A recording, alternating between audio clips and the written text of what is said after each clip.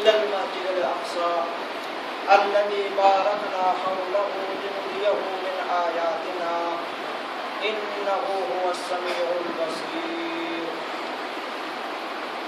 صدق الله العظيم رب اشرح لي صدري ويسر لي أمري واحلل عقدة من لساني يفقهوا قولي اللهم أرنا الحق حقا وارزقنا اتباعه وأرنا الباطل باطلا وارزقنا اجتنابه اللهم ألهمنا رشدنا وأعذنا من شرور أنفسنا اللهم وفقنا لما تحب وترضى آمين يا رب العالمين.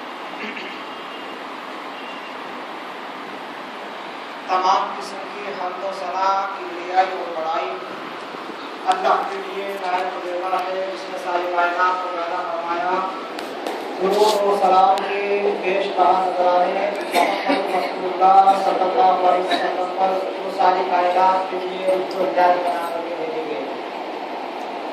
معزز حاضرین، بزرگوں، دوستوں اور بھائیوں، آج کا یہ جو پروگرام منعقد ہوا ہے یہ نبی پاک صلی اللہ علیہ وسلم کی اسراء اور معراج کے تعلق سے ہے. گزشتہ بھی کئی مرتبہ اس واقعے کو مختلف علماء کرام سے آپ نے سماعت فرمایا ہوگا. مجھ سے بھی ایک دو مرتبہ آپ نے یہ واقعہ سنا ہے اور اللہ نے پھر توفیق دی ہے ہمیں بیان کرنے کی، آپ کو سننے کی. بھائی اصل میں بات یہ ہے کہ حضور صلی اللہ علیہ وسلم وہ انسان ہیں، آپ صلی اللہ علیہ وسلم وہ ہستی ہیں، آپ کا مقام، آپ کا مرتبہ، آپ ان اولو العزم پیغمبر میں سے واحد فضل ایک ہیں کہ جن کے بارے میں جس قدر تعریف کی جائے کم ہے، جس قدر درود ان پر پڑھے جائیں کم ہے، جس قدر ان پر سلام پڑھے جائیں کم ہے، جس قدر ان کے احسانات مانے جائیں گنوائے جائیں کم ہے. ہر اعتبار سے گویا حضور صلی اللہ علیہ وسلم کی جو ہے جس قدر بھی ہو سکے تعریف کی جائے تو یہ اس طرح سے مختصر سے جو ہم وقفے میں رکھتے ہیں سیرت النبی کا جلسہ یا معراج النبی کا جلسہ یا اسی طریقے سے یہ جو ہم رکھتے ہیں چھوٹے چھوٹے پروگرام، در حقیقت بس وہ سمجھو کہ کچھ بھی نہیں ہے، کوئی ہماری کوئی بڑا مسئلہ نہیں ہے، یہ کوئی بہت بڑی بات نہیں ہے. ہونا تو یہ چاہیے تھا کہ روز آپ کی سیرتوں کے تذکرے ہونے چاہیے تھے، ہر گھر میں، ہر گلی میں، ہر محلے میں، ہر مسجد میں، ہر ممبر پر، ہر محراب پر یہ کام ہونا چاہیے تھا. لیکن حقیقت یہ ہے کہ ہمارا کام صرف اتنا ہے کہ ہم نے اپنے پاک نبی صلی اللہ علیہ وسلم کا ضمانت نہیں پایا، ہم نے آپ صلی اللہ علیہ وسلم کو دیکھا تو نہیں، لیکن بحیثیت آپ کے امتی ہونے کے ہم جو ہیں مختصر سی باتیں آپ صلی اللہ علیہ وسلم کے تعلق سے کرتے ہیں، آپ کی سیرت کو پڑھ لیتے ہیں، معراج کا واقعہ یا دوسرے واقعات ہم بیان کر لیتے ہیں. در حقیقت یہ وہ محبت کا جذبہ ہے جو ہر مسلمان کے دل میں ہے، اسی جذبے کے تحت یہ سارے کام ہوتے ہیں. اللہ تعالی ہمارے جذبے کو قبول فرمائے.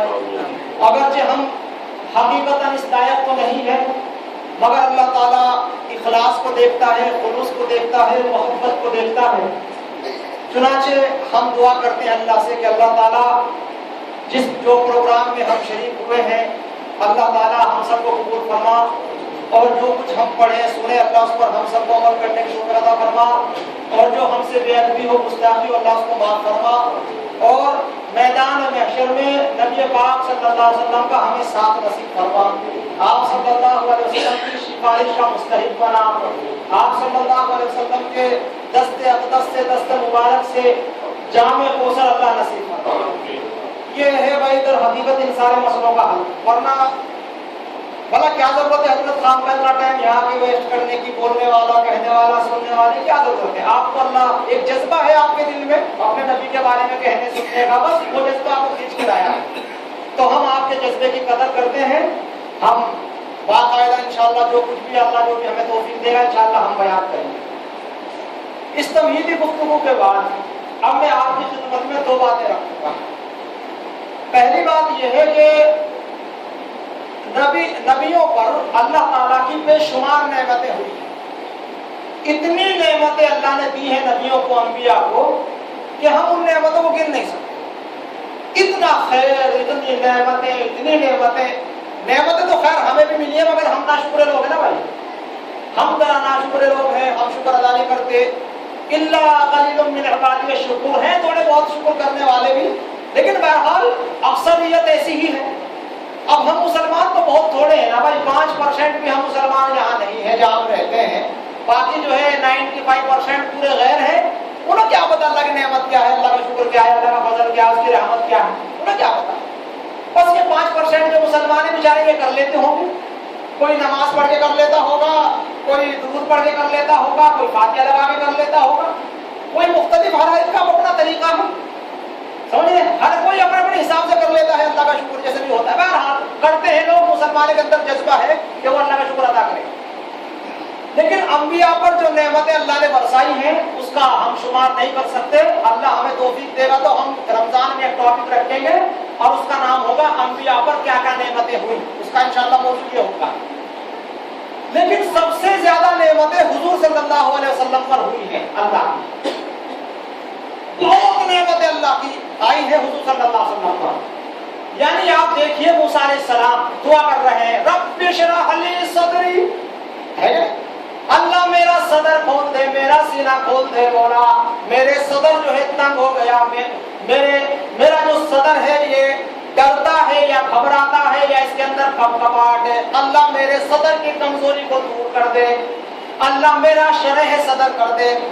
اللہ میرے سینے کو کھول دے تاکہ میں دشمن کے خوف سے، ہر چیز سے بالکل بے بات ہو جاؤں. اور ادھر کیا ہے؟ الم نشرح لک صدرک. نبی آپ نے ہم سے کبھی نہیں کہا کہ سینہ کھول دے، ہم نے تو تیرا سینہ پہلے سے ہی کھول دیا، پہلے سے کھول دیا. دعا بھی کرنے کی ضرورت نہیں پڑی آپ صلی اللہ علیہ وسلم کو، پہلے سے ہی سینہ کھولے رکھا ہے. ادھر موسیٰ علیہ السلام دعا کر رہے ہیں، وَيَسِّرْ لِي أَمْرِي، میرا مولا جو کام میں کروں دین کا آسانی پیدا فرما. جو کام میں کروں دین کا، اسلام کا، اللہ اس میں آسانی پیدا فرما دے. یعنی اس کام کو ٹھیک ٹھیک ادا کرنے کی توفیق دے دے مولا، استقامت دے دے مولا، اس میں آسانی کر دے مولا. ادھر کیا ہے؟ ادھر کیا ہے؟ الذی انقض ظہرک، اے نبی جو بوجھ آپ پر ہم نے ڈالا ہے اس بوجھ کو خود میں اتاروں گا تمہارے اوپر سے، اور ہر تیرے کام میں آسانی کرتا چلا جاؤں گا. فَإِنَّ مَعَ الْعُسْرِ يُسْرًا، اے نبی ہم نے ہر مشکل پر آپ کو آسانی عطا فرمائی.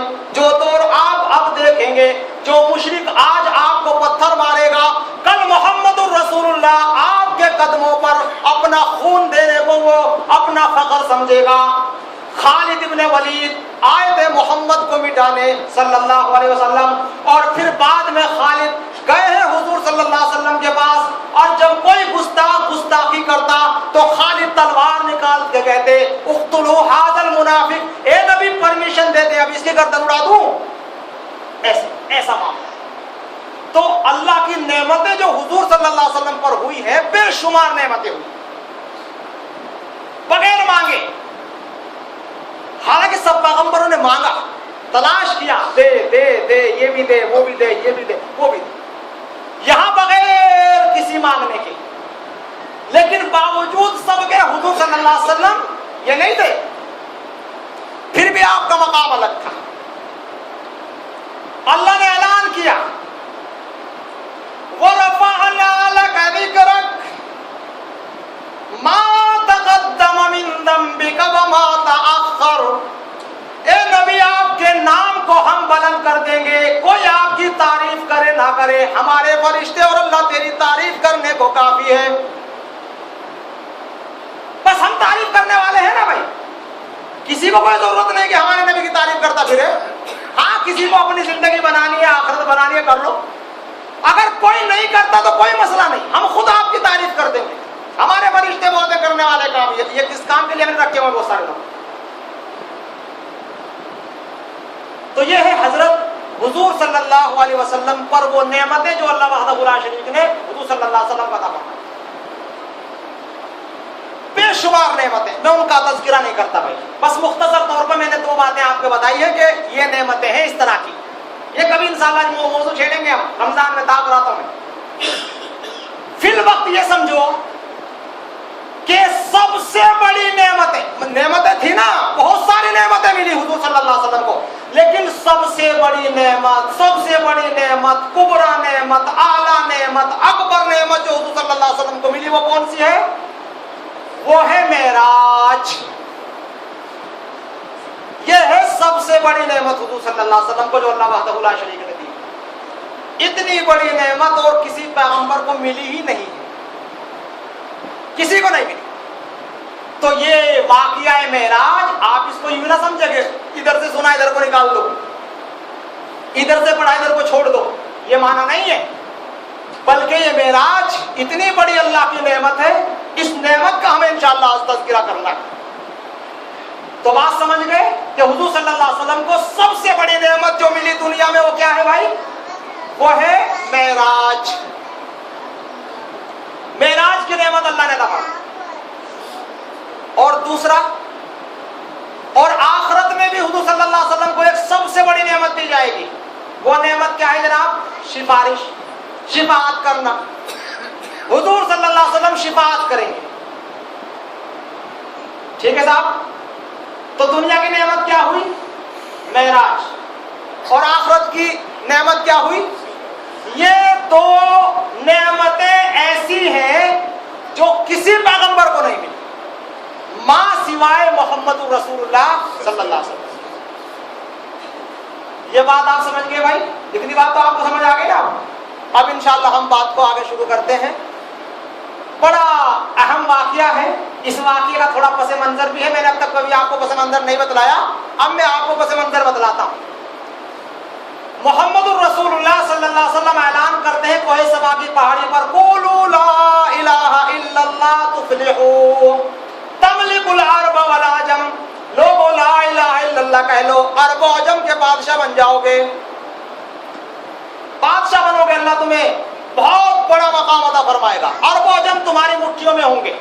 इतना बड़ा ये कलमा तौहीद हुजूर ने पेश किया। इस तौहीद के नतीजे में कितनी परेशानियां उठानी पड़ी जनाब। आप सारे मक्के में घूमिए, मानी सुमैया को शहीद कर दिया गया, बिलाल को क्या हुआ, खुबैब के साथ क्या हुआ, खब्बाब इब्न अरत के साथ क्या हुआ, ये सारी हिस्ट्री पढ़ जाइए आप मक्के की। लेकिन हुजूर सल्लल्लाहु अलैहि वसल्लम और सहाबा इकराम अपने मिशन पर डटे हुए हैं, कलमे तौहीद की दावत दे रहे। मुशरिकीन आप पर पत्थर बरसाएं, परेशान करें, सताएं, खाने फेंकें, आप सल्लल्लाहु अलैहि वसल्लम के रास्तों में कांटे डालें, आप पर पत्थरों की बारिश करें, सहाबा इकराम को शहीद करें, सहाबा इकराम की टांगों को तोड़ें, सहाबा इकराम को सताएं, उनका माल दबाएं, उनके घर दबाएं, उनके बीवी बच्चों को छीन ले, माल छीन ले, जो चाहे कर ले, लेकिन बहरहाल इस्तिकामत में कोई पीछा नहीं हटना, पीछे नहीं, आगे बढ़ जाना। ये सारा पस मंजर है। और फिर हुजूर सल्लल्लाहु अलैहि वसल्लम तज़किया कर रहे हैं और आप फरमा रहे हैं कि जनाब ये हलाल चीज है, ये हराम है, ये हलाल है, ये हराम है, ये फला, ये फला, ये फला, ये सारी तफसीलात बयान करते जा रहे हैं। खिंजीर का गोश्त हराम, मुर्दार का गोश्त हराम, और जो अल्लाह के नाम के अलावा ज़िबा किया जाए वो भी हराम, और खून भी हराम, और शराब भी हराम, और जुआ और खिमार भी हराम, और जनाब इसी तरीके से ये चीटी और फला पता नहीं किस तरह के वो सारी चीजें हराम, ये सारी चीजें हराम। और हुजूर ने फरमाया जो शराब पिएगा ये सजा मिलेगी, जो सूद खाएगा ये सजा मिलेगी, जो खिंजीर खाएगा ये सजा मिलेगी, और जो फला काम करेगा ये सजा मिलेगी, जो नमाज छोड़ेगा ये सजा मिलेगी। ये सारा तज़किरा मोहम्मद रसूलुल्लाह सल्लल्लाहु अलैहि वसल्लम ने किया।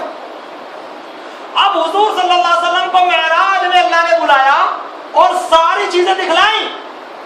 कहा देख लो सूद खाने वालों का हशर, अजाब कैसे होता है।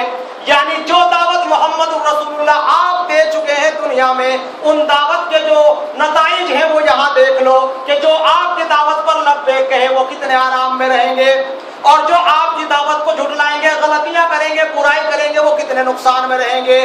तो हर उस आदमी का हशर जो आपकी शरीयत से हटा हुआ है यहाँ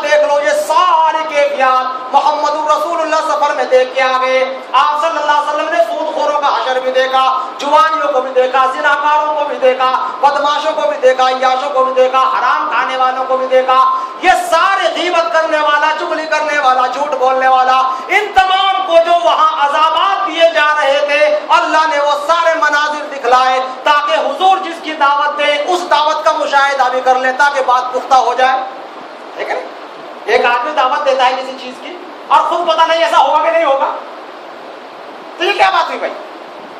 اور اگر آدمی دیکھ لے گا اپنی آنکھوں سے تو پھر تو بڑا مسئلہ, پھر تو بڑی بات ہے. مشاہدہ کر لے آدمی کہ یہ سارے معاملے ہوئے. تو اس پس منظر میں اللہ وحدہ لا شریک نے حضور صلی اللہ علیہ وسلم کو کیا کیا بھائی؟ کہاں بلایا؟ اسراء کے لیے, معراج کے لیے.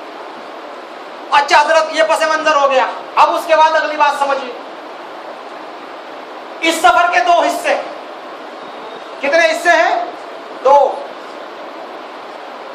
ایک حصہ ہے اسراء اور دوسرا حصہ ہے معراج. اسراء کہتے ہیں زمین کی سیر کرنا. ایک آدمی یہاں سے رائے چوٹی جائے گا, حیدرآباد جائے گا, زمین پر نیچے نیچے, کیا کہیں گے اس کو؟ اسراء کہیں گے. اور ایک آدمی نیچے سے اوپر چلے گا, اوپر جس طرح راکٹ چھوڑتے ہیں اوپر کو, اس طرح جائے گا, اس کو کیا کہتے ہیں؟ معراج. تو معراج عروج, اوپر کو چڑھنا, اور اسراء سیر کرنا. تو سیر کرنا الگ ہے اور سیر کرنا الگ ہے, یہ نیچے کا سفر ہے زمین کا, اور عروج الگ ہے, اوپر چڑھنا. یہ دونوں مسئلے سمجھ آ گئے آپ کو, اسراء کے معنی اور معراج کے معنی. تو حضور صلی اللہ علیہ وسلم کا اسراء بھی ہوا اور معراج بھی ہوا. اسراء جو ہے آپ صلی اللہ علیہ وسلم کا مسجد حرام سے مسجد اقصی. بھائی مسجد حرام کہاں ہے ذرا بتاؤ, کہاں ہے جی؟ بھائی پیچھے سے آواز نہیں آ رہی. کہاں ہے مسجد حرام؟ بھائی کہاں ہے مسجد حرام؟ مکہ میں. مکہ شریف جو ہے, خانہ کعبہ بیت اللہ شریف, اس کو مسجد حرام کہتے ہیں. اور مسجد اقصی کہاں ہے بھائی؟ اس کو بیت المقدس کہتے ہیں. وہ کہاں ہے؟ فلسطین میں, جو آج کل یہودیوں کے قبضے میں ہے. میرا خیال یہ ہے کہ آپ چائے پی لیجیے پہلے, چائے پی کے کام شروع کریں گے بھائی. چائے پی لیجیے پہلے, انشاءاللہ پھر شروع کر دیں گے باقی. نہیں تو آپ کبھی ادھر رہیں گے کبھی ادھر رہیں گے, نہ ہی جنت میں جائیں گے نہ جہنم میں جائیں گے, بیچ میں پھنس جائیں گے.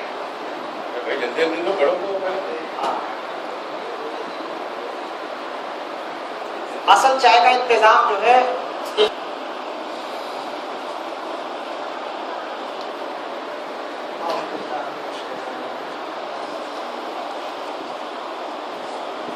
تو میں عرض یہ کر رہا تھا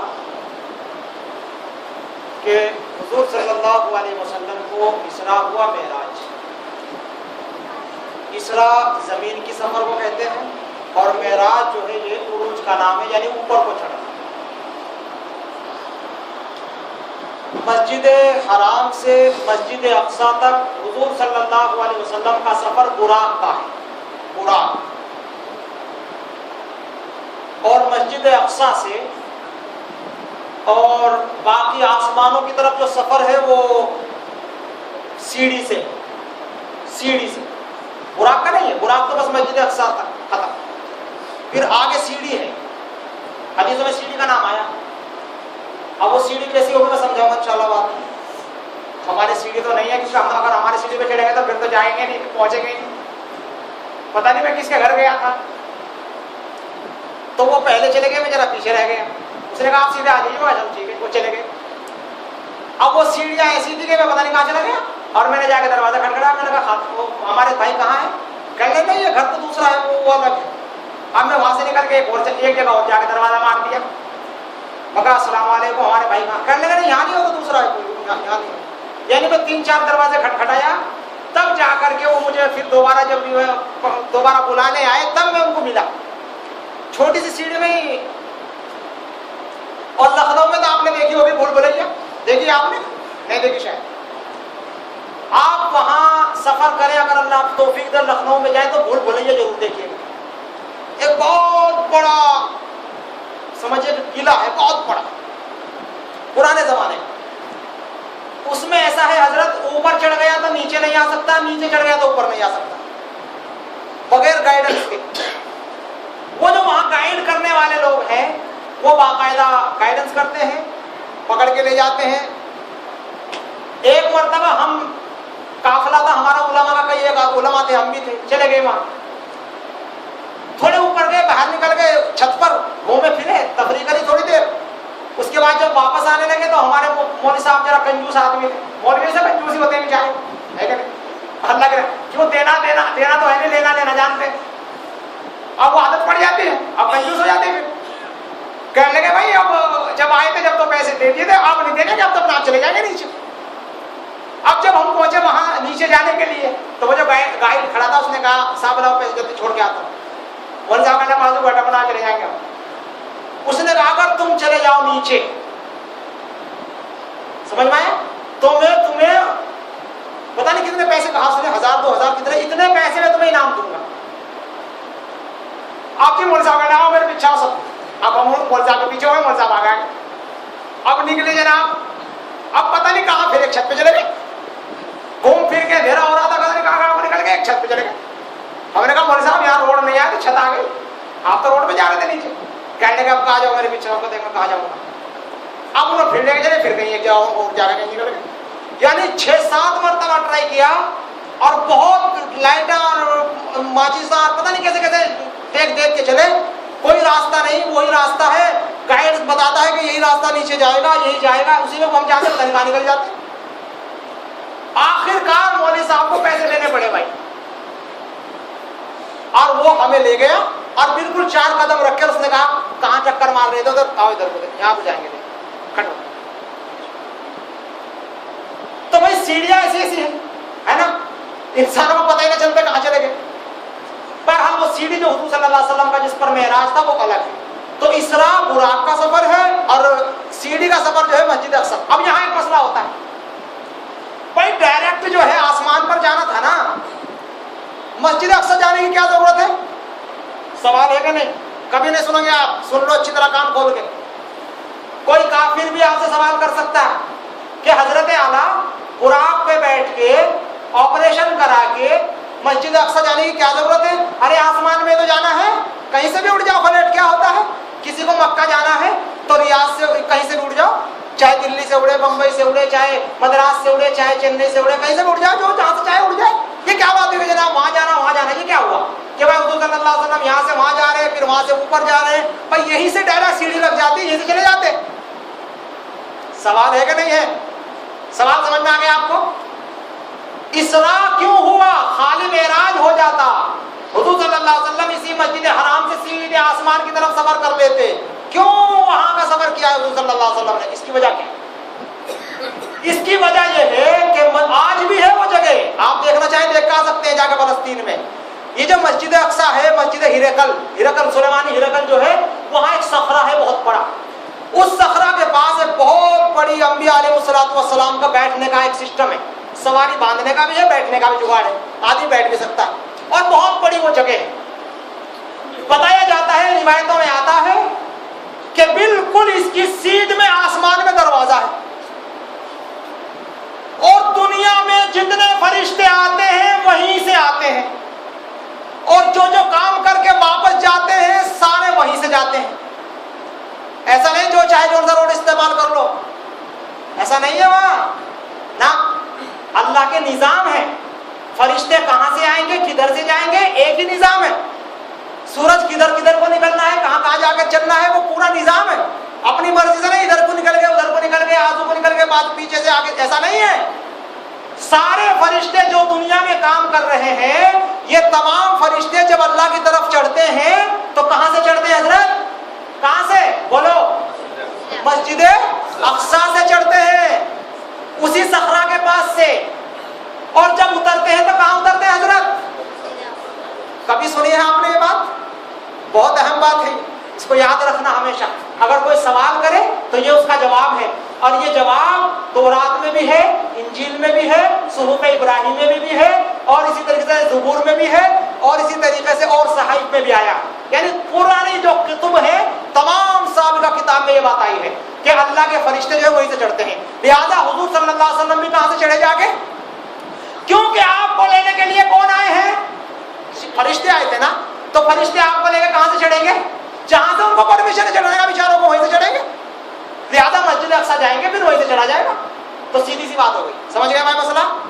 اچھا جی, اسراء ہو گیا, معراج ہو گیا. اب حضور صلی اللہ علیہ وسلم فرماتے ہیں کہ میں ام ہانی کے گھر میں تھا, سویا ہوا تھا, اور میرے بازو میں حضرت علی لیٹے ہوئے تھے بھائی, اور علی کی ایک بہن تھی ام ہانی, وہ بازو میں لیٹی ہوئی تھی حضور صلی اللہ علیہ وسلم کے اس طرف, اور حضور صلی اللہ علیہ وسلم بیچ میں لیٹے ہوئے تھے. ایک ہی گھر کے اندر تینوں ایک ہی جگہ پڑے ہوئے ہیں, سو رہے ہیں. علی بھی سو رہے ہیں, علی کی بہن بھی سو رہی ہے, اور محمد الرسول اللہ ان دونوں کے درمیان سو رہے ہیں صلی اللہ علیہ وسلم. لیکن ایک مسئلہ یاد رکھیں کہ انبیاء علیہ السلام ہماری طرح نہیں سوتے بھائی. نبی کا سونا الگ ہے. تنام عیناہ ولا ینام قلبہ. انبیاء کی صرف آنکھ سوتی ہے, دل نہیں سوتا, دل جاگتا رہتا ہے.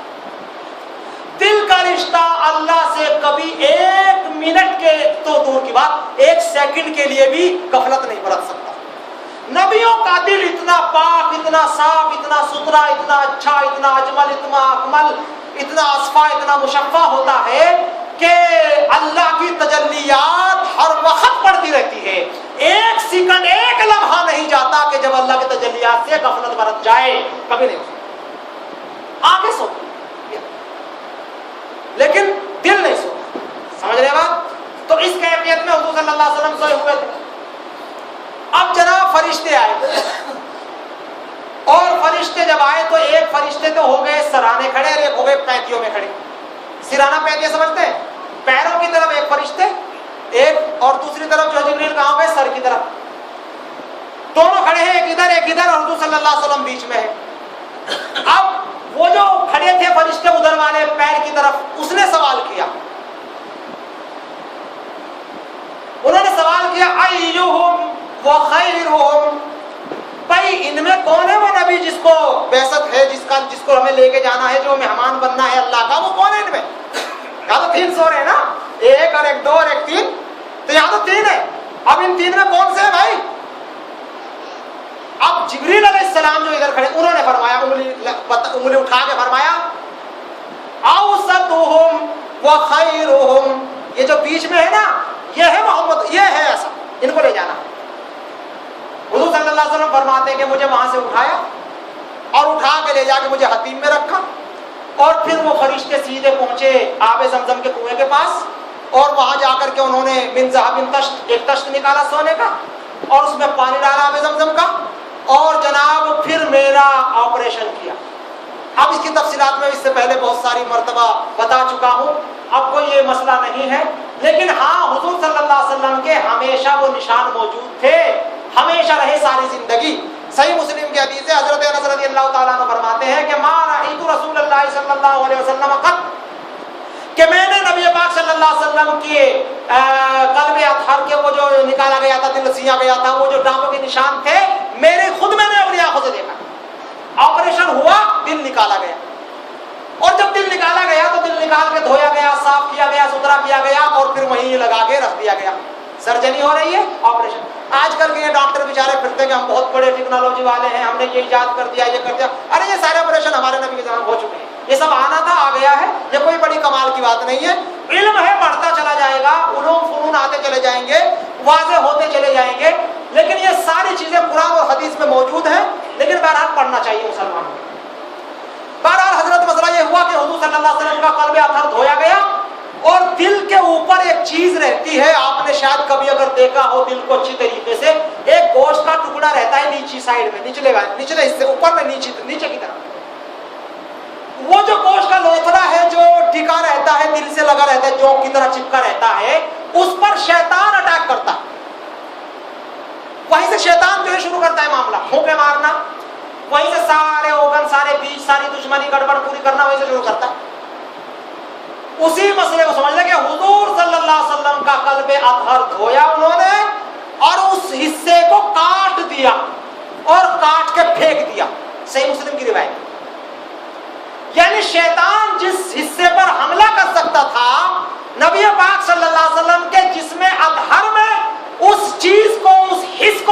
باقی نہیں رکھا، اس کو نکال دو اس کو.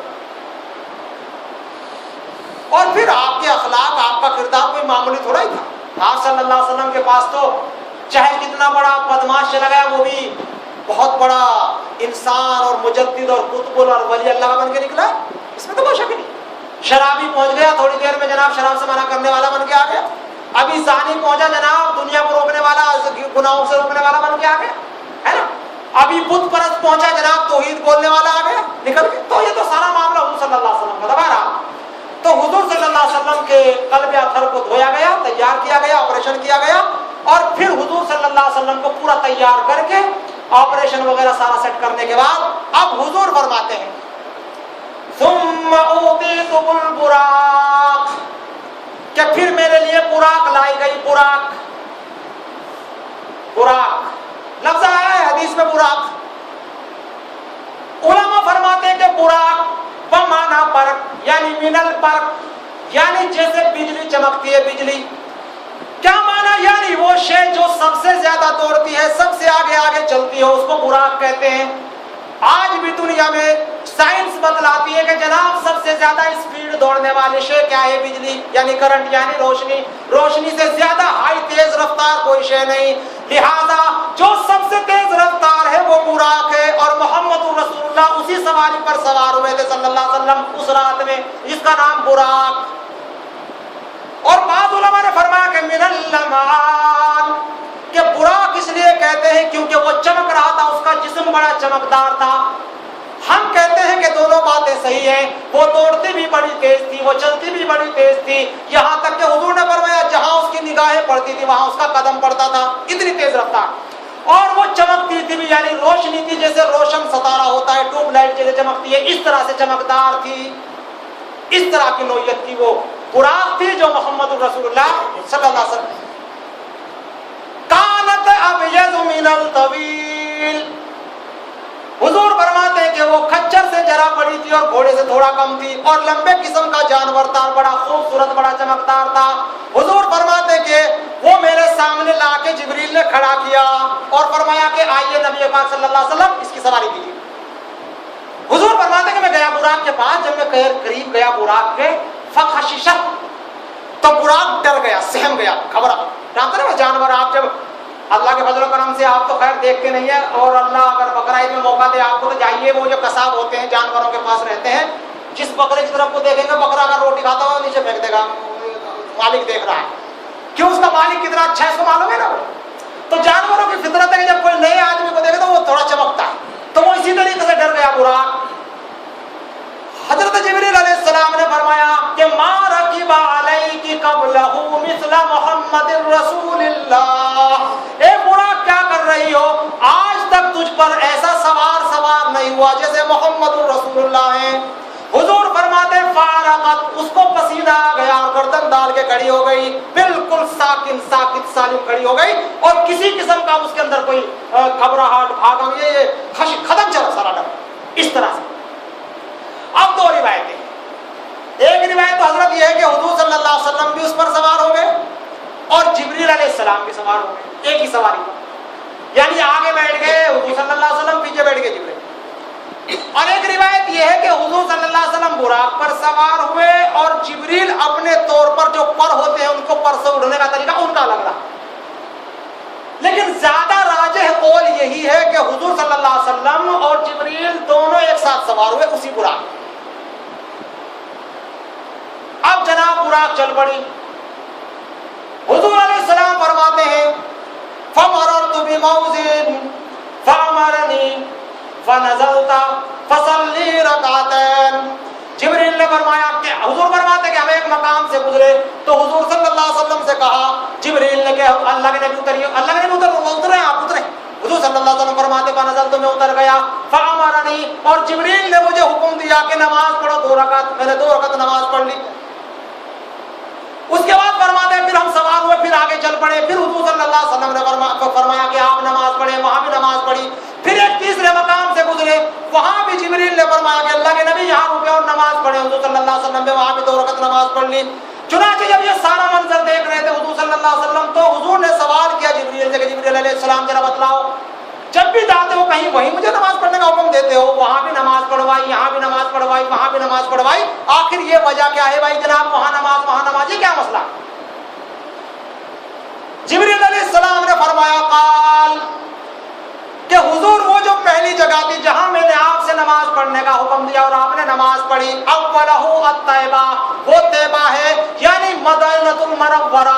فإنی مہاجرک یا رسول اللہ, اور اللہ کے رسول آپ وہاں ہجرت فرمانے والے ہیں تو آپ اس جگہ کو بھی دیکھ لیں جس جگہ آپ صلی اللہ علیہ وسلم نے ہجرت کرنی ہے, اور وہاں نماز بھی پڑھ لیں اسی سفر میں, کیونکہ آپ نے وہاں ہجرت کرنا ہے. تو وہ طیبہ تھا یعنی مدینہ منورہ جہاں آپ نے پہلی مرتبہ نماز پڑھی. فرمایا اچھا جبریل وہ دوسری جگہ کو فرمایا فقال هو الجبل الذي كلم الله به موسى علیہ السلام, کہ حضور وہ جگہ تھی کہ جہاں موسیٰ علیہ السلام کھڑے ہو کر کے اللہ سے کلام کرتے تھے, بات کرتے تھے, یعنی طور سینا. وہ طور سینا جو ہے نا پہاڑی, طور پہاڑی, اس پہاڑی پر جو موسیٰ علیہ السلام کھڑے ہو کر کے گفتگو کرتے تھے اللہ سے, تو وہاں بھی حضور صلی اللہ علیہ وسلم کو وہ بھی دکھلا دیا اللہ تعالیٰ نے کہ آپ اس سفر میں یہ چیزیں بھی دیکھ لیں کہ موسیٰ کہاں کھڑے ہو گئے کلام کرتے تھے, آپ نے ہجرت کہاں کرنی ہے, یہ سارے مقام دیکھ لیں, اور ان مقامات پر آپ صلی اللہ علیہ وسلم نماز پڑھ. فرما جبریل وہ تیسری جگہ فقال بیت اللحم الذی ولد فیہا عیسیٰ علیہ السلام, حضور وہ بیت اللحم تھا یعنی وہ مقام جہاں حضرت عیسیٰ علیہ السلام پیدا ہوئے تھے. تو مولد عیسیٰ جہاں عیسیٰ علیہ السلام پیدا ہوئے اللہ نے وہ بھی دکھا دیا, جہاں موسیٰ علیہ السلام بات کرتے تھے وہ بھی دکھا دیا, جہاں حضور صلی اللہ علیہ وسلم جو ہے ہجرت کر کے جانے والے تھے وہ سب, یعنی یہ سارا اسی سفر میں یہ سارا پروسیس ہو رہا ہے. پھر حضور فرماتے ہیں کہ ہم آگے چل پڑے, آگے بڑھے.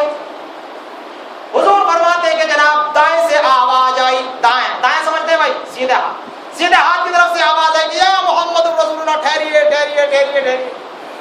جبریل نے فرمایا یا رسول اللہ چلتے رہے. پھر فرماتے بھی تھوڑی دور چلے تو بائیں سے آواز آئی کہ محمد رسول اللہ ٹھہریے ٹھہریے. جبریل نے فرمایا حضور چلتے رہیے چلتے رہیے.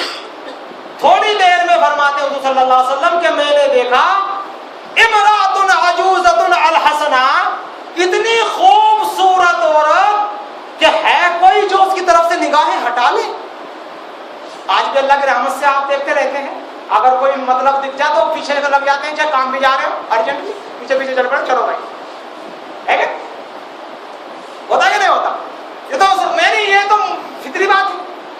تو یہ چیز دکھائی گئی حضور صلی اللہ علیہ وسلم کو, تو حضور فرماتے ہیں کہ اتنی خوبصورت کہ اگر کوئی یعنی مجال نہیں کہ آدمی بھائی اس کو نہ دیکھے, مجال ہی نہیں, لیکن بڑھیا تھی, بڑی ضعیف عجوز عاجز آ گئی, بوڑھی ہو گئی, بڈھی کھسوٹ ہو گئی, بالکل کچھ نہیں تھا, ہم سب کچھ نہیں تھا. ہاں سونے سے لبریز, چاندی سے لبریز, بڑی تیار شدہ, اس طرح کی کیفیت.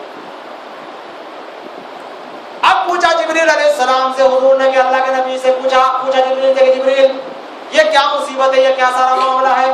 تو جبریل علیہ السلام نے فرمایا کہ وہ جو سیدھے ہاتھ کی طرف سے آواز آئی تھی وہ امت یہود کی جو آپ کو آواز دے رہی تھی, اگر آپ رک جاتے ان کی بات سن لیتے تو آپ کی ساری امت یہودی بن جاتی, اور وہ جو بائیں سے آواز آئی تھی وہ سب کے سب نصرانی تھے, اگر آپ اس طرف توجہ فرما لیتے تو آپ کی ساری امت نصرانی بن جاتی.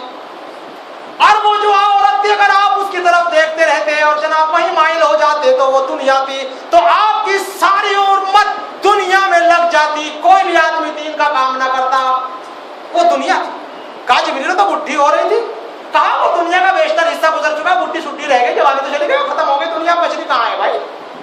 کیونکہ میں آخری انا خاتم النبیین, میں آخری نبی ہوں, اور قیامت کے درمیان اور محمد رسول اللہ کے درمیان اتنا فرق ہے. حضور نے انگلی اٹھا کے صحابہ کو بتایا اور کہا کہ تم پوچھتے رہتے ہو قیامت کب آئے گی, یاد رکھو قیامت کے درمیان اور میرے درمیان یہ فرق ہے, جس طرح یہ انگلی دونوں الگ الگ ہیں, یہ دونوں انگلی الگ الگ ہیں بھائی, ہاں ملے ہوئے ہیں.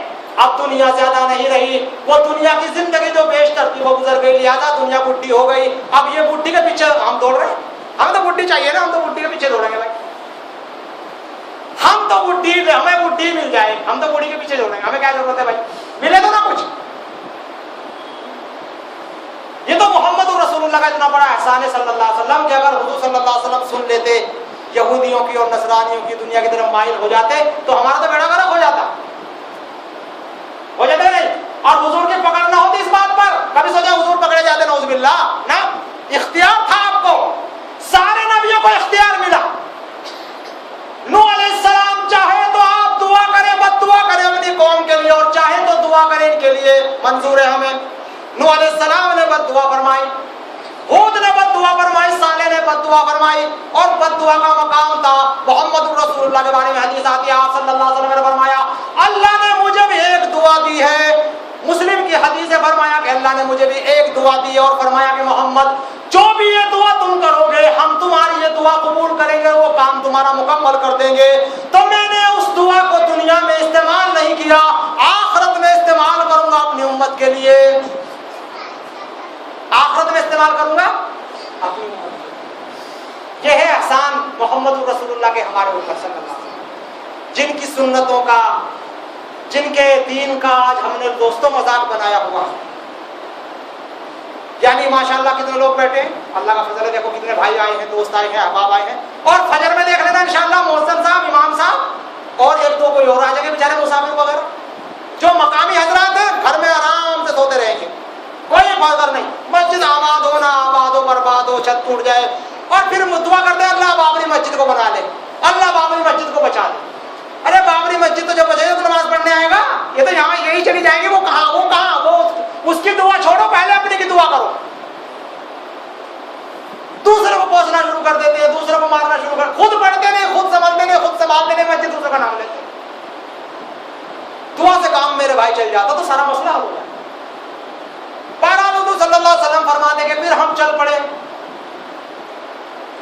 حضور فرماتے کہ پھر ہم کہاں پہنچے؟ مسجد اقصی میں جا پہنچے. بہرحال سفر بہت لمبا ہے، میں اس میں زیادہ وقت نہیں لگانا چاہتا، مختصر کر دیتا کہ حضور صلی اللہ علیہ وسلم پہنچ گئے جناب مسجد اقصی میں. اور جب حضور مسجد اقصی پہنچے تو حضور فرماتے ہیں کہ جبریل کے ساتھ میں اتر گیا. فنزلت مع جبرائیل، جبرائیل کے ساتھ میں اترا. فذهب الى الصخرة، اور جبریل لے کے چلے گئے اس براق کو ایک صخرہ کے پاس. فجعل اصبعه، اور جبریل نے اس ایک بہت بڑا وہاں صخرہ کا پتھر تھا، اس پتھر کی طرف انگلی اٹھائی تو پتھر میں سوراخ ہو گیا، اور جبریل نے اس براق کو اس پتھر سے باندھ دیا. گویا جو بھی نبی یہاں آتے تھے پہلے ہی سے اسی پتھر میں ہر نبی انگلی اٹھا کے سوراخ کرتے تھے، اور جناب آپ اپنی سواریوں کو باندھا کرتے تھے. جبریل کا اور محمد کا جب سفر ہوا صلی اللہ علیہ وسلم تو وہ انگلی سے سوراخ کیا گیا اور براق کو وہاں باندھا گیا. اب یہاں ایک مسئلہ ہے، استعمال کیا علماء نے. بھائی براق ہے اور سوار کون ہے؟ حضور صلی اللہ علیہ وسلم. اور سواری چلانے والا چالک کون ہے؟ جبرائیل ہے کہ نہیں؟ اگر براق کو نہ باندھے جب کیا ہو جائے گا بھائی؟ براق باندھنے کی ضرورت کیا ہے؟ کہاں بھاگ جائے گا براق؟ اور اگر بھاگے گا تو جبریل کیا پکڑ کے نہیں لا سکتے؟ جب صحابہ نے کہا اللہ کے نبی صلی اللہ کے نبی جبریل جو ہے آپ کے پاس پھٹافٹ آتے رہتے ہیں، یہ ان کی اسپیڈ کا عالم کیا ہے؟ حضور نے فرمایا بس قدم ہو الثانیہ بالثانیہ، اور یہاں سے لے کے وہاں تک ایک قدم ہوتا ہے، دوسرے آسمان پر دوسرا قدم، تیسرے آسمان پر تیسرا قدم. کتنی اسپیڈ ہے جبریل؟ اب کہاں اتنے لمبے والے قدم والے براق کہاں بھاگے گی بھائی؟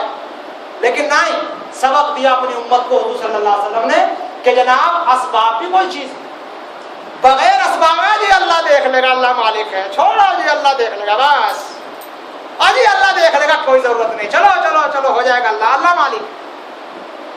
پڑے ہیں مسجد میں کچھ کام کر لو، کماؤ کچھ روزی، اللہ دے گا. ارے نہیں اللہ کما، اللہ کھلا دے گا، اللہ پلا دے گا. کیا ضرورت ہے خام کا کچھ کرنے کی، دکان مکان میں ارے سب بیکار ہے، اللہ کھلا دے گا. نہیں بھائی، آپ کو ہاتھ پاؤں بھی ہلانے ہیں، تھوڑی محنت بھی کرنی ہے، جد و جہد بھی کرنی ہے، اس کے بعد اللہ پر بھروسہ کرنا ہے، پہلے سے پہلے بھروسہ نہیں کرنا. تو امت کو محمد رسول اللہ صلی اللہ علیہ وسلم نے سبق دیا کہ دیکھو اسباب بھی کرو پھر بھروسہ کرو. اونٹ کو باندھو رسی سے، اس کے گھٹنے بھی باندھو اور اس کو مضبوط سے باندھو، اور اس کے بعد اللہ پر بھروسہ کرو، سو جاؤ، پھر اس کے بعد آگے اللہ باقی رکھے گا، رکھ لینا، چلا جائے کوئی بات، پھر اللہ غیب سے مدد کر. تو اسباب ہونے چاہیے پہلے، اس کے بعد یہ مسئلہ ہونا چاہیے، ورنہ پہلے. اب جناب فرماتے کہ پھر جبریل علیہ السلام مجھے آگے لے کے چلے. میں کیا دیکھتا ہوں کہ جناب مسجد اقصی جو ہے فل اینڈ فل لوگوں سے بھری ہوئی ہے، جس طرح بھری ہوئی ہے نا ماشاءاللہ. حضور فرماتے میں نے پوچھا پوچھا جبرائیل کون لوگ اندر اتنے سارے بیٹھے ہوئے؟ فرمایا کہ اللہ نے آدم سے لے کر کے عیسیٰ تک یعنی عیسیٰ علیہ السلام تک تمام نبی جتنے دنیا میں آئے، رسول پیغمبر آئے، وہ سارے مسجد اقصی میں بیٹھے ہوئے ہیں آپ کے استقبال کے لیے۔ اللہ نے سارے نبیوں کو یہاں بٹھایا ہوا ہے آپ کے لیے، آپ کے منتظر بیٹھے، یعنی اطلاع تھی سب کو کہ ہم نے بعثت بھیجی ہے، ہم معراج پر اپنے مہمان محمد کو بلا رہے ہیں، فلاں فلاں فلاں فلاں فلاں، تیار ہو جاؤ۔ اس طرح کا حال ہے۔ حضور فرماتے کہ ایک فرشتے آئے اور اس نے کہا، کھڑے ہو کر دونوں کانوں میں انگلیاں دے کر کے اور قبلہ کو کھڑے ہو گئے اور کہنے لگے اللہ اکبر اللہ اکبر، یعنی اذان شروع کر دی۔ رات کا عالم 2:30-3 بجے ہے اور جناب عالی اذان ہو رہی ہے اور فرشتہ اذان پڑھ رہا ہے۔ جب اذان ہوئی اللہ اکبر تو اللہ کی طرف سے جواب آیا کہ صدق عبدی صدق عبدی صدق عبدی، میرے بندے نے بالکل سچ کہا، میرے بندے نے بالکل سچ کہا، سب سے بڑا میں، اللہ سے بڑا کوئی ہے؟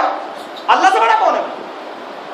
فرشتے نے کہا اشہد ان لا الہ الا اللہ، اللہ نے جواب دیا صدق عبدی لا معبود غیری، میرے بندے نے بالکل سچ فرمایا، میرے علاوہ کوئی معبود نہیں۔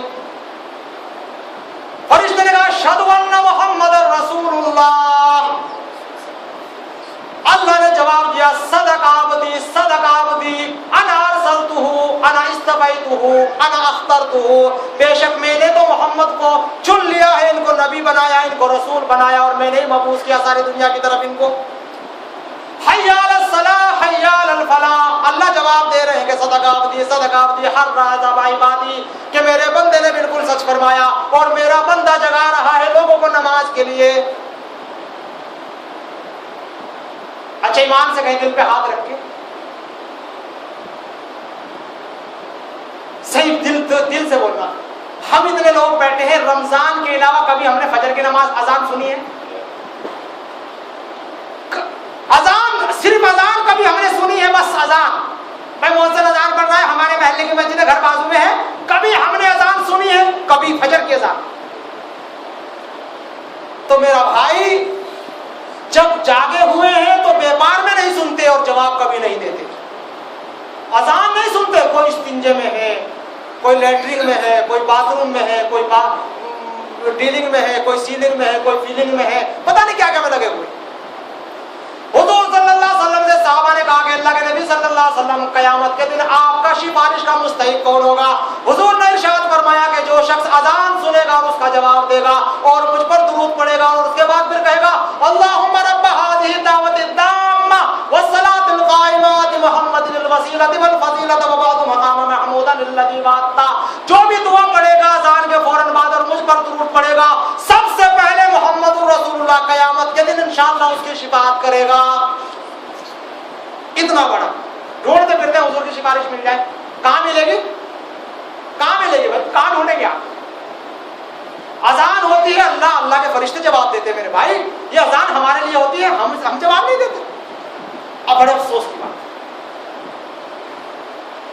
اب جناب اذان ختم ہو گئی، اذان ختم ہونے کے بعد آدم سے لے کے سارے پیغمبر تخیل میں ہے، تفکر میں ہے۔ تفکر سمجھتے ہیں؟ سوچ۔ اب اپنا ذہن میں سوچ ہے کہ آدم سوچ رہے ہیں انا اول البشر، اور سب سے پہلا انسان ہوں، اللہ نے ما خلقت بیدی، مجھے اپنے ہاتھوں سے بنایا ہے، آج تو یہ جو شرف امامت کا مجھے ملے گا۔ انا اول رسول بعث الی اہل الارض، یہ نوح علیہ السلام سوچ رہے ہیں کہ میں پہلا رسول ہوں جو دنیا والوں کی طرف مبعوث کیا گیا زمین پر، آج تو مجھے امامت مل جائے گی۔ سارے نبی اپنے تفکر میں کہ مجھے ملے گی مجھے ملے گی مجھے ملے گی، سارے تفکر۔ آج مصلی پر نبیوں کی امامت کون کرائے؟ ہر نبی سوچ رہے ہیں کہ کون کرائے گا بھائی؟ جبرائیل علیہ السلام تشریف لائے اور فرمایا سرت مشرقاً و مغربا، میرا مدنی میں نے شمال جنوب مشرق اور مغرب سارے چھان مارے، ما رأیت مثل محمد صلی اللہ علیہ وسلم، حضور میں نے آپ کی شان کے لائق، مدنی کی شان کے لائق کسی کو نہیں پایا۔ فتقدم یا رسول اللہ، اے اللہ کے رسول آپ آگے بڑھیے اور نماز پڑھا بڑھائیے. تو حضور صلی اللہ علیہ وسلم آگے بڑھ گئے اور سارے نبیوں نے پیچھے کھڑے ہو کے حضور کی نماز پڑھی. یہاں سے حضور صلی اللہ علیہ وسلم امام الانبیاء بن گئے, امام المرسلین بن گئے. یہ خطاب اور یہ چیز بھی اللہ کے نبی کو اس وقت میں ملی کہ سارے نبیوں کو آپ نے امامت کروائی. اچھا امامت کون کرواتا ہے بھائی؟ اب یہاں ایک مسئلہ بتاؤں. ہمارے بہت سارے بھائی جو ہے نا, ان بیچاروں کو فاتحہ والوں کو بڑی گالیاں دیتے رہتے ہیں, یہ فاتحہ والے بڑے بدعتی ہیں, خراب لوگ ہیں, فلاں ہیں فلاں ہیں. بھائی ساری بات غلط نہیں ہوا کرتی, تھوڑا بہت اس میں سچ بھی ہوتا ہے. سمجھ ہر چیز کا انکار مت کر دیا کرو. پر ہم مسئلہ ہے ہمارے یہاں, اچھا وہ بھی بیچارے مکے جائیں گے ڈنڈا لے کے آتے ہیں لڑنے کے لیے, دلیل ان کے پاس ہوتی نہیں, مولوی صاحب بتلاتے نہیں. کیوں؟ مولوی صاحب تو فاتحہ لگانے والے ہیں, علم تو پڑھا نہیں. بھائی اللہ کا قرآن تو انہوں نے کبھی نہیں پڑھا نا, کہ وہ اللہ قرآن پڑھ کر وہ سمجھائیں گے. انہوں نے بیچارہ نے بس گزارا کرنا ہوتا ہے. مردہ مر گیا, اس کے کپڑے آ گئے پرانے, جوتیاں مل گئی مردے کی 4-5 روپے, اس کو گھما دے, قرآن اتار دیا, قرآن پڑھ دیا, خالی کر دیا, ہوئے کام, چلو بھائی مولوی صاحب کا کام چل رہا ہے. تو ہوتا یہ تو دلیل نہیں ہوتی. بہرحال امامت وہ کروائے گا جس کے پاس سب سے زیادہ علم, جس کے پاس کیا ہو بھائی, سب سے زیادہ علم جس کے پاس ہوگا وہ امامت کروائے گا. اور جو سب سے زیادہ اکرم ہوگا, عزت والا ہوگا, وہ امامت کروائے گا. تو علم بھی ہو, اکرم بھی ہو, یعنی نیک بھی ہو, علم بھی ہو اور سب سے زیادہ نیک بھی ہو, صالح بھی ہو. تو صالحین تو سارے نبیاں ہیں, اس میں کوئی شک نہیں, لیکن محمد کا مقابلہ کون کرے صلی اللہ علیہ وسلم. اس لیے حضور نے فرمایا انا اوتیت الاولین والآخرین, کہ اللہ نے مجھے پہلوں کا بھی علم عطا فرمایا, بعد والوں کا بھی علم عطا فرمایا. کسی بھی نبی کو پہلوں کا علم بعد والوں کا علم نہیں ملا. یہ ملی فضیلت محمد رسول اللہ کا. حضور خود فرماتے ہیں کہ انا اوتیت العلم والاولین والآخرین, کہ اللہ نے مجھے پہلوں کا بھی علم عطا فرمایا اور بعد والوں کا بھی علم عطا فرمایا. اور اسی حدیث سے ہمارے بریلوی حضرات جو ہے کہتے ہیں کہ هو الاول والآخر, یعنی حضور صلی اللہ علیہ وسلم آخری نبی اور پہلے نبی, اور حضور صلی اللہ علیہ وسلم جو ہے علم میں سب سے زیادہ بڑے ہوئے. بات سچی, بات سچی, اس میں کوئی شک نہیں. لیکن کہنا نہیں آیا بیچاروں کو, کہنا کیا ہے نہیں پتا, پیچھے کیا ہے نہیں معلوم. میں بتایا نا آپ کو ان کا مسئلہ, یعنی ساری چیز غلط نہیں ہوا کرتی, یاد رکھیں مسئلہ کبھی بھی. سب کی سب چیز غلط ہو جائے گی, سب کی ہر چیز غلط, یہ نہیں ہوا کرتا, یہ مسئلہ نہیں. تو حضور صلی اللہ علیہ وسلم کو جو امامت ملی اس بنیاد پر کہ آپ سب سے زیادہ علم والے ہیں اور آپ صلی اللہ علیہ وسلم سب سے زیادہ اکرم ہیں, فضیلت والے. اب جناب حضور صلی اللہ علیہ وسلم فرماتے ہیں فَوَضَعَ إِلَى الصَّخْرَةِ, کہ جبریل مجھے لے کے گئے صخرہ کے پاس, وہ جو صخرہ پہاڑی تھی نا وہ پتھر, اس کے پاس لے کے گئے اور وہاں سیڑھی رکھی گئی جناب, سیڑھی. اب بس زیادہ سمجھانے کی ضرورت نہیں, جب ہم بچپن میں پڑھتے تھے جب تو ذرا تھوڑا پریشانی ہوتی تھی کہ سیڑھی پتہ نہیں بھائی کیسی ہوگی, حضور تھک گئے ہمیں چڑھتے چڑھتے یار, ارے بھائی ہمیں تو وہ منزل طے نہیں کر سکتی. تو حضور بیچارے کتنے بہت پریشانی اٹھائی بھائی امت کے لیے یار, بڑی عجیب عجیب, بڑا دل میں درد ہوتا تھا. لیکن آج ماشاءاللہ جب ہم پھرتے ہیں دنیا میں دیکھتے ہیں تو جناب یہ دیکھو 3-3 کلومیٹر اونچی عمارت, اور جناب آپ نیچے کھڑے ہیں, اندر گھس گئے ہیں, بٹن دبایا کھٹ اوپر, یعنی لیفٹ سے کام چل رہا ہے. تو لفٹ آ گئی نا بھائی. تو ایسے ہی حساب کی کوئی سیڑھی ہوگی جو اللہ وحدہ لا شریک نے محمد رسول اللہ صلی اللہ علیہ وسلم کے لیے رکھی ہوگی کہ میرے نبی بس آپ کھڑ جائیں اور اپنا بٹن دبا دیں, لفٹ چالو ہو جائے. اب جناب حضور فرماتے ہیں ثم عرج الى السماء الدنیا, حضور فرماتے ہیں کہ جناب اب مجھے آسمان کی طرف لے جایا گیا, آسمان پر میں چڑھ گیا, یعنی آسمان کی طرف گیا. اور جب میں آسمان میں پہنچا تو جبریل علیہ السلام نے دکن جرسا, یعنی دروازہ کھٹکھٹایا, جس سے پتا چلا کہ جناب آسمان میں دروازے بھی ہیں. آسمان میں کیا حضرت, دروازے. فلسفی ہمارے بیچارے جدید دور کے, اللہ ان کی ہدایت عطا فرمائے. یار بدو آدمی, ہل چلانے والا, بھیڑ بکروں کا چرواہا, کھیتوں میں کام کرنے والا, کھجور توڑنے والا, سادہ غذا کھانے والا, بالکل معصومانہ ذہن, کوئی فلسفہ نہیں, کوئی کلچر نہیں, بالکل غیر متمدن انسان. اور جناب وہ پتہ نہیں کہاں سے آتا ہے اور محمد رسول اللہ صلی اللہ علیہ وسلم کی بات سنتا ہے, فوراً ایمان لاتا ہے, فوراً ایمان لاتا ہے. اور یہ فلسفی بدبخت چاند پر پہنچ گئے, اب تک انہیں محمد کی بات سمجھ میں نہیں آئی صلی اللہ علیہ وسلم. ان سے بڑا بد دماغ کوئی ہے, ان سے بڑا بد دماغ کوئی ہے کہ بولو, ایمان سے بولو, صحیح بات کرو. ایک بدو آدمی بیچارہ عرب کا, اس کو یار یہاں شوتر آدمی ہریجن ہمارے ہندوستان کا ابھی پرسوں میں ایک واقعہ ہوا ہے، ایک صاحب جو ہے اس کو دعوت دے رہے تھے، سمجھا رہے تھے، اس کے دماغ میں بات آئی مسلمان ہو گئے. تو بیچارے ایسے غریب غربا، ان کے سمجھ میں آتا ہے اسلام. اور یہ فلسفی حضرات جو چاند میں پہنچنے والے، راکٹ چھوڑنے والے، ان بدبختوں کو اب تک نظر نہیں آیا اللہ ہے کہ نہیں ہے، محمد صحیح کہتے کہ نہیں کہتے، دعوت کیا ہے، اسلام کیا ہے، یہ پتہ نہیں چل رہا. میں سمجھتا ہوں کہ بڑا بد دماغ. تو یہ کہتے ہیں کہ جناب آسمان واسمان کوئی چیز نہیں ہے، یہ تو خالی ایک فضا ہے، ایک ہوا ہے، ایک دھواں ہے، بس اس شکل کا ہے، اس میں کوئی شے نہیں ہے، بس ایسے ہی ہے. نہیں، قرآن کہتا ہے، حدیث کہتی ہے کہ جناب یہ دروازہ ہے وہاں، صرف آسمان تو ہے ہی. سبع سماوات طباقا، اللہ نے فرمایا کہ میں نے آسمان 7 بنائے ہیں یکے بعد دیگرے. اور حضور صلی اللہ علیہ وسلم نے ارشاد فرمایا کہ پہلا جو آسمان ہے وہ جو ہے مرجوس کا ہے، اور دوسرا جو آسمان ہے وہ پنیوں کا ہے، اور تیسرا آسمان جو ہے وہ لوہے کا ہے، اور اس کے بعد جو ہے اسٹیل جو اس کو کہتے ہیں نمرمونا وہ اس کا ہے، اور پھر اس کے بعد والا سونے کا ہے، پھر اس کے بعد والا چاندی کا ہے، اور 7واں آسمان حضور نے فرمایا کہ لولو اور مرجان کا ہے، یعنی موتیوں کا ہے. ہم کہتے ہیں بدبختوں صرف آسمان نہیں بلکہ ان کی باقاعدہ مرمت ہوئی ہے، یہ سیٹل ہے، اور یہ ان میں مٹیریل لگا ہوا ہے، اور مٹیریل سے یہ تیار ہوئے ہیں، اور ان میں دروازے بھی ہیں. اور خود قرآن میں اللہ نے فرمایا، اللہ نے جب قوم نوح کے اوپر عذاب بھیجا تو اس کا واقعہ بڑے تفصیل سے آیا ہے. فَفَتَحْنَا أَبْوَابَ السَّمَاءِ بِمَاءٍ مُنْهَمِرٍ وَفَجَّرْنَا الْأَرْضَ عُيُونًا فَالْتَقَى الْمَاءُ عَلَىٰ أَمْرٍ قَدْ قُدِرَ. اللہ فرماتا ہے کہ ہم نے آسمان کو حکم دیا کہ اپنے دروازے کھول دے پانی کے، اور ہم نے زمین کو بھی حکم دیا کہ تو بھی اگل دے سارا پانی جتنا ہے. تو اوپر سے بھی پانی برسا اور نیچے سے بھی پانی برسا، جس کے نتیجے میں ساری قوم نوح ہلاک ہو گئی، تباہ ہو گئی، برباد ہو گئی. تو آسمان میں دروازہ بھی حضرت فلسفہ فلاسفی جو ہے نا، یہ تو کچھ ہی کہنا شروع کر دیتے ہیں. ابھی آپ کو پتا چلا ہوگا، بہت دن پہلے ہم سنتے تھے بچپنے میں، کہتے تھے کہ جناب سورج گھومتا ہے بس. پھر کہنے لگے کہ نہیں سورج نہیں گھومتا، چاند یہ گھومتی ہے زمین. پھر کہنے لگے اب جدید دور میں کہ دونوں گھوم رہے ہیں.